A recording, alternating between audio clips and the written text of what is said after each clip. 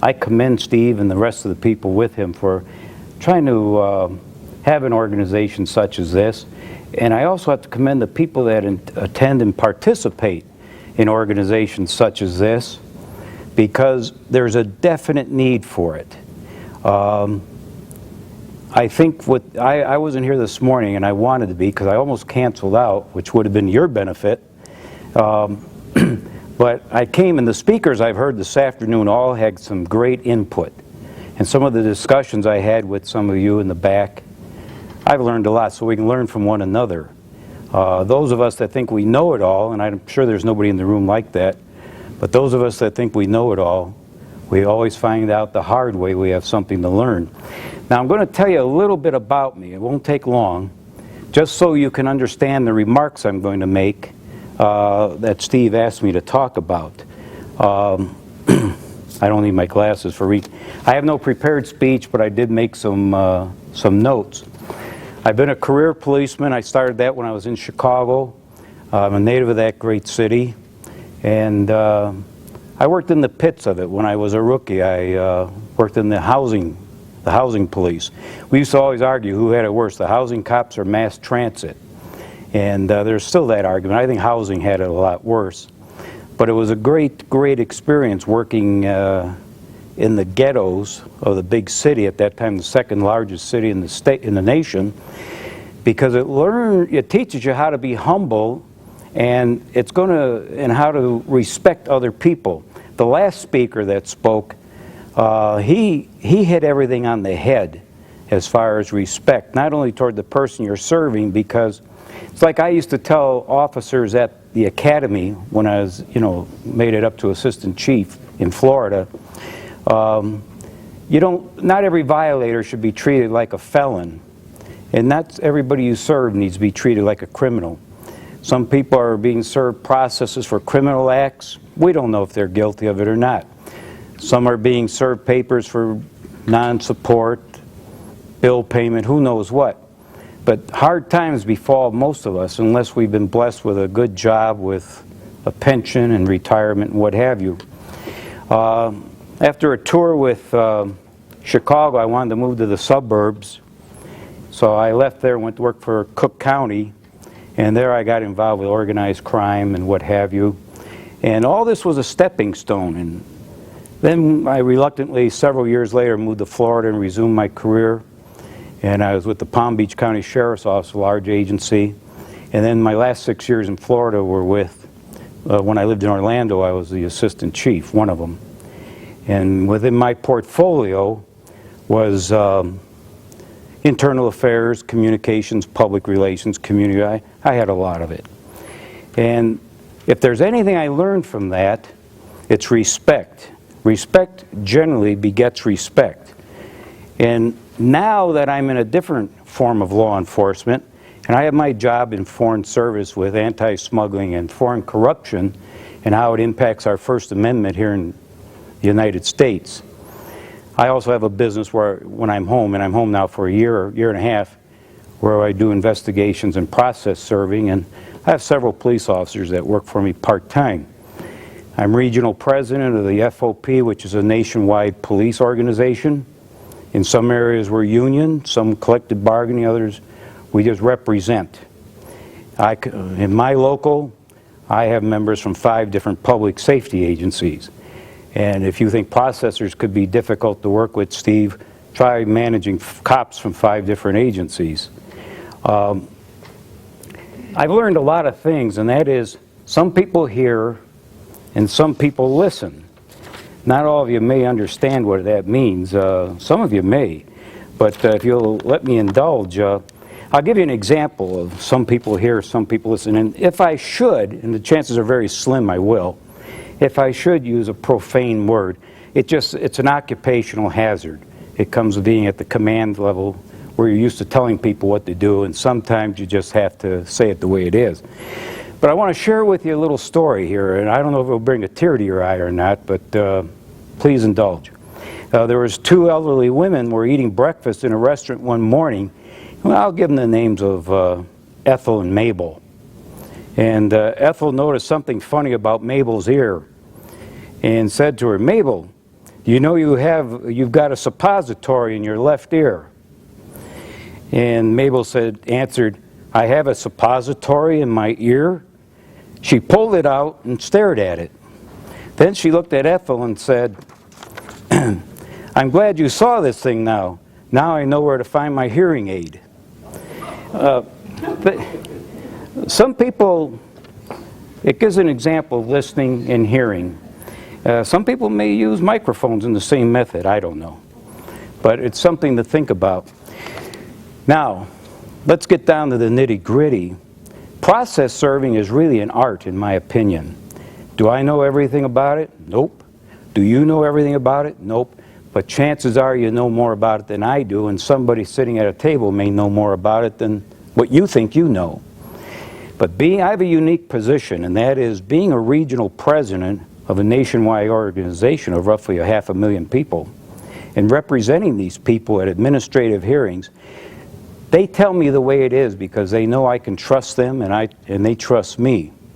So I used my opportunity at our last FOP meeting, and I asked the cops, I said, look I've been asked to give a talk at this organization on the 13th of October, and I said, I'd like to ask you all, there's deputies there, there's city policemen, whether it's Pueblo County, Fremont County, Canyon City.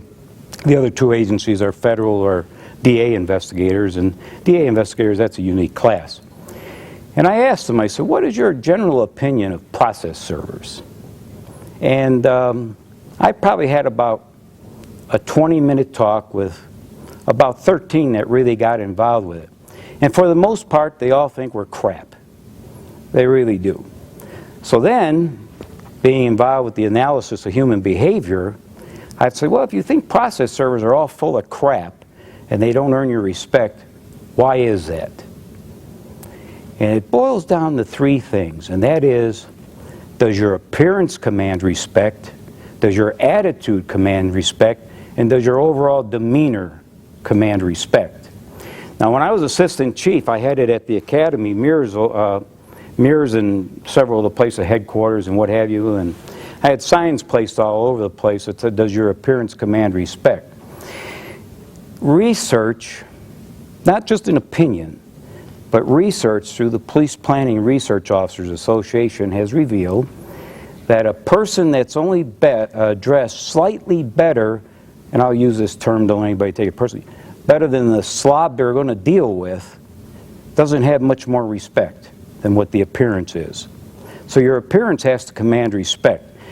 You don't see a Navy officer go out and have the troops or the troops pass and review, or any military officer, and he's in dungarees or a t-shirt and what have you.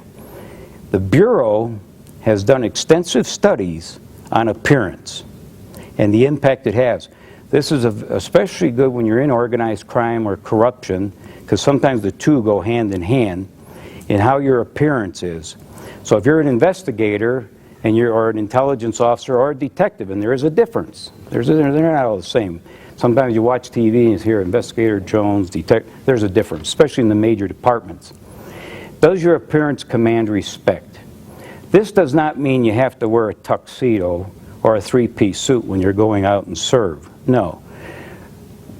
I may be fairly good in verbiage and communicative skills and what have you, but if I'm in a slum area in Chicago, or as of last year in the Caribbean countries where I'm in the ghettos, and we're trying to get information on gun or drug smuggling, if I go there and I try to use King's grammar on people that may have a 5th, 7th, or 8th grade education, I'm probably going to get the crap beat out of me. On the same token, if you go to a sophisticated corporation and you're dealing with corporate executives, a receptionist that's responsible, and you walk in and you're getting some resistance, you don't want to use street talk either, because it's just not going to work. The psychology of the moment is what you have to address yourself to. And again, going back to appearance, do you have to wear a suit and a tie? No. But should you wear blue jeans and a t-shirt? No. No. But again, what if you're in that ghetto neighborhood or an area where if you pull up in a car and you get out and you're dressed in a suit and tie, someone sees you through the window, they may assume you're there to sell Amway, or you're there to serve a paper on them. And so you have to dress according to the situation, but you should never allow yourself, and you're getting the advantage here of thousands upon thousands of dollars of research that I'm relating to you. You never allow yourself to go down to the level of the person you're going to serve. You have to have a slightly, you know, in law, in criminal law, especially when you use force, they have what they call, and it's federal, it's been upheld by the Supreme Court for years, long before I was on the job. You have a right to use a reasonable superior force. Well, I also advocate that you have a right to have a reasonably better appearance. So if you go up to a house in a middle-class neighborhood and you're dressed in flip-flops and cutoffs and what have you, most people are going to be reluctant to open the door for you because they don't know if they're going to get mugged or not when they open that door. And so you have to dress accordingly. But then where does it go from there? Your attitude. It's a risky business. If you box them into a corner, they may submit, say, give me the paper and get out of here or what have you. Or they're going to come out fighting. I had an example personally, which really kind of supported some of the words that the cops were giving me a couple of weeks ago at the FOP meeting. And that is, I live on a ranch. I have no neighbors. My nearest neighbor is about 6 miles away. It's not a big ranch, but it's a good-sized ranch. And it's at the south end of the state in Pueblo County. I had a gal knock on the door. Now, from a male perspective, this was kind of nice. I looked through the door, because I have no neighbors. Nobody should be walking up there. She was in short, tight shorts. Immediately, it caught maybe both eyes, but I'll say at least my eye. She had a halter top on. She was fairly attractive. So being the reasonable, prudent career lawman that I am, I asked myself, now why is she here? Does she know I live alone? Is it a surprise birthday party, but it wasn't the month of my birth? Somebody sent her here as one of those little gag gifts or something like that. No pun intended. And I said, you know, I don't know. Should I open this door? But, so I said, yeah, what can I help you with? And the reason I'm reluctant to do that is, as Steve knows, 3 days before I moved into my house, which I bought 10 years ago, had built, it was arsoned. It was burgled, and then it was arsoned. 3 guys from the contractor knew when I was moving in. They burglarized it from 1 to 3 in the morning. All the new appliances, furniture. So I'm a little gun shy. And even with a female with short shorts. And so I asked her, I said, what can I help you with? She said, well, I'm looking for an address.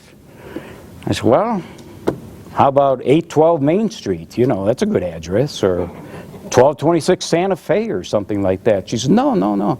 She gave me an address that was in Fremont County over in Penrose. I said, you know, you're a long way. You're in Pueblo County. Why would you even stop here?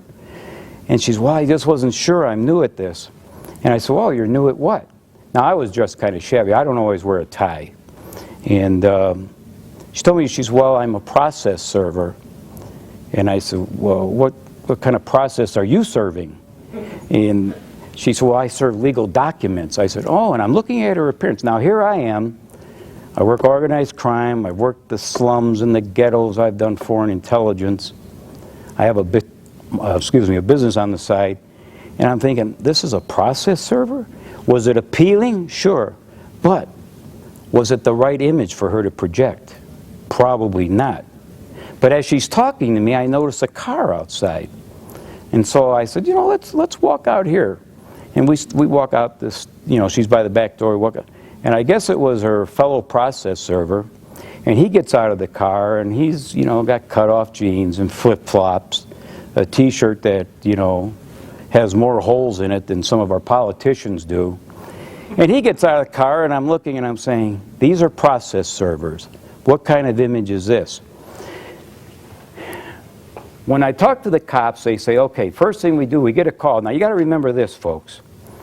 By statute, police officers, when they go to assist you, or they don't really go to assist you, they're there to maintain order, to prevent a breaching of the peace. They're not supposed to pick sides. Now, here's what's unique. These guys are telling me stories. They'll say, well, Hickman, let me tell you this. Just last month I had a processor over in a process server in Canyon City. They called for a backup before they were even to the house. How do they know they're going to have problems? You get over there and the guy starts saying, "Hey, how you doing?" and starts introducing himself. He says, "You know, as one lawman to another." He says, "What do you mean? Are you a lawman?" He said, "Well, I'm performing a service for the court. I'm serving papers, so that's part of the law." So we're actually, and he was really stretching it. And this particular cop, who's not as tactful as I am, said, "Like hell, you're a fellow lawman. You're not a lawman. You know, you're a process server." "Well, yeah, but it's still, ultimately it's going to wind up in the courts. So it's a legal service, therefore I'm a legal officer." And I guess there's something better to being a legal officer than someone that's illegitimate. At least I was told that when I was a kid. And it led into a big argument. And then one of the deputies joined in. He said, "Well," he even gave the name of the process server, which I won't mention, but this process server may be known to some of you. But this process server calls for a backup. He went to a house and allegedly was getting resistance from the subject of the service. And unlike most of you, which are very kind, I don't call everybody a gentleman or a lady. Those behaviorally are behavior traits. Not all ladies know when to look and act like or not all females know when to look and act like the lady, just like some men don't know when to be the gentleman. So they're subjects. So the female subject is being confronted by this process server who gets very rude, very impolite. Process server calls for assistance. The deputy goes over there, and right away, and this is in conjunction with what the last speaker had to say, the process server was trying to take control immediately. That is a no-no. That is a no-no. "Well, I got this paper to serve, and this woman won't come to the door. I can see her through the window. She won't come. She won't even acknowledge a knock on the door. So you need to assist me." And the deputy says, "I need to assist you?" So let me ask you this. Is that deputy required to assist you? No. No. But here's the process server telling the Fremont County deputy, "You're required to assist me." So what do you have now? Somebody being boxed in the corner. And the deputy's not going to kowtow. He says, "I'm just not going to do anything for you. You go serve. If you don't get any service, I'm just here to make sure there's no breach of the peace." So then you get into the attitude. Now you have an argument between the process server and the lawman. And who do you think is going to win? Who do you think is going to win? Deputies and city officers, any kind of lawmen, they run the risk of subjecting themselves to injury just by going on duty. The process serving industry is very, very dangerous when you think about it. My approach is, when I do it, and I don't do it that often because, well, I own the business. That's why I have these guys working part-time for me. But when I go up there, I don't try and get rough. I don't try and get demeaning and insulting because I'll get resistance. And I've been doing it since I've been back from overseas, so that's almost 2 years. And I haven't had any incidents yet. And some of the areas of Pueblo County can be pretty darn rough, just like you have areas like that up here. It's not so much what you say, it's how you say it. So I strongly suggest that when you have the need for a police officer to come and you call in, you stress it's not an emergency. You don't want to call 911. "I'm a process server. I need assistance," because then you're going to have the cops come in there like gangbusters. And then what happens when they get there? They find out you haven't even knocked on the door yet. The people or the person just says, "No, I'm not opening." But when you get there, now you've called somebody with a lot more authority than you have. A lot more. You don't tell them what they're supposed to do or how to do it, but you can politely, in a roundabout way, without being direct so it's offensive, you can request them to assist you. And if they like you and you gain respect, when you're in that area again, they'll give you the support you needed because they'll know you're not some hot dog that's out there trying to circumvent the law and have them do your dirty work for you. So your appearance is important. Does it command respect? Your tone of voice. It's not what you say, it's how you say it. And that both equals demeanor. Is the demeanor such where the person is going to resist you? In this case, the police officer, because I can tell you this, no matter how much training an officer gets or a military officer, it makes no difference. We still have to deal with human nature. When you're in a firefight or a combat situation or a potential hazardous or dangerous situation, sometimes your training is back here, but human nature kicks in. And you don't want to be the proverbial hot dog. And speaking of hot dogs, I want to leave you with this one story, if I might. Because this is a good clue. When you see Steve walking up, that's a good clue that I'm done. And I don't know, is anybody here of Swedish descent? Swedish or Norwegian? Steve, yeah. You know, damn. You know, when I first met Steve, I thought he was Norwegian, but so much for that. I'm not as good as I thought. But I just want to share this with you, and it'll talking about hot dogs. Ollie was hunting geese one day up in the slough. And, you know, a slough is like a pond for those of you that are city slickers. He leaned the old 12-gauge shotgun against the corner of the blind to take a leak. You notice I didn't swear there. Actually, I prefer that he left one. And as luck would have it, his foolish dog, Sophie, what a name for a dog. You know, who's more foolish? You know, the guy that named the dog or the Sophie? Knocks the gun over and it goes off. Ollie took almost an ounce of birdshot in the groin.